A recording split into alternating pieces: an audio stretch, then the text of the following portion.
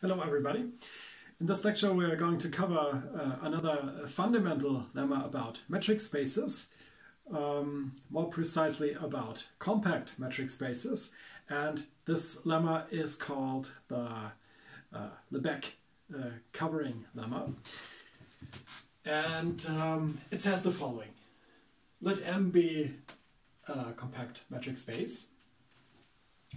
Let OI be an open cover. So OI is an open cover of this space M.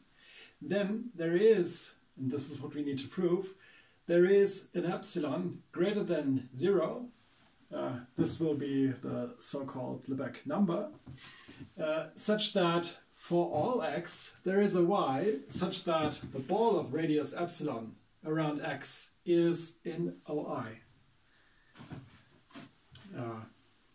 You might pause the video now to make sure you really know what the statement is. It takes a moment to digest. And this being done, let's have a look at the proof.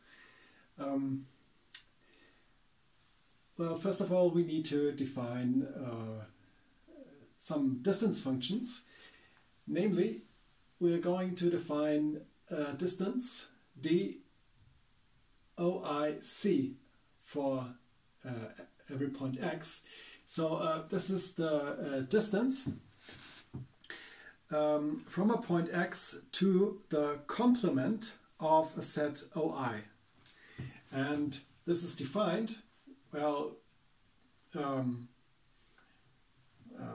as you usually define such things as the infimum over all points z in this set complement of OI dxz, and this d is of course the metric. We have the default metric on this metric space M.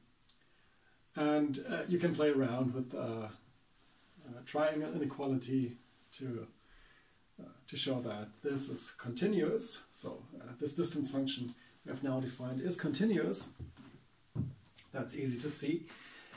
And what is also easy to see is that if you pick a point x in OI,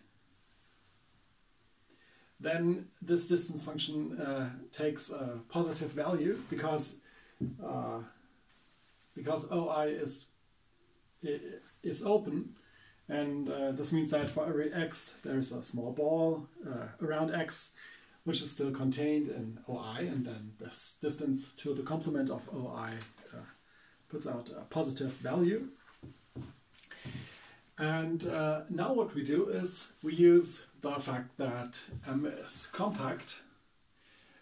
Remember, there is this definition of compactness,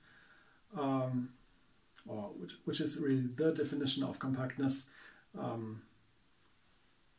If you have an open cover, you can take a finite subcover, and this is enough to cover the space. Out of this cover, OI, we take a finite subcover, which I call OJ. So J is a finite subset of I, and this is enough to cover M.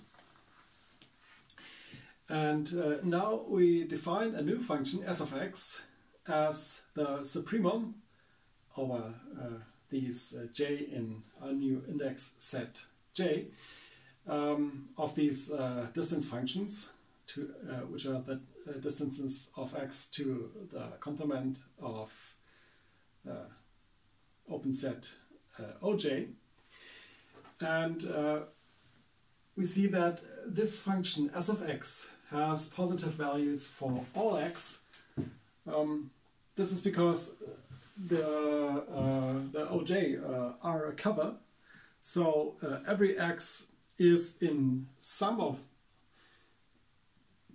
set OJ, and for that J, this distance to the to the complement of oj is greater than 0, so s of x being a supremum of these is also greater than 0.